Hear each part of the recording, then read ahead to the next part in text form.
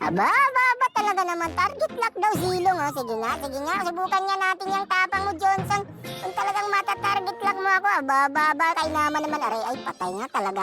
Dito guys, nagpapahabol ako sa Priya guys. Oh. Ano, habol.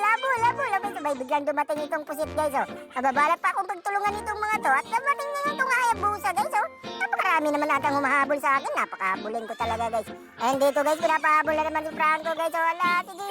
Habol si Franco guys and Johnson sa akin. Yan, magka-tandem talaga yung dalawa. Aba, nasakit-sakit din dito yung Franco guys kasi nakadamage sa build siya, nakadamage item siya, no? At dito nga guys, oh ano, target lock mo ako ha? Target lock mo ako, patay yung Franco. Kung ikaw Johnson, halika, ba't tinatakbo? Lapit lang dito, ano, palag, buy sundot ka ngayon sa akin, patay. Dito nga mga idol, talagang ako hinahanap ng dalawa, oh. Tignan mo, habol naman sila ng habol sa akin, aba. Tuwan-tuwa naman ako habang hinahabol nitong mga to.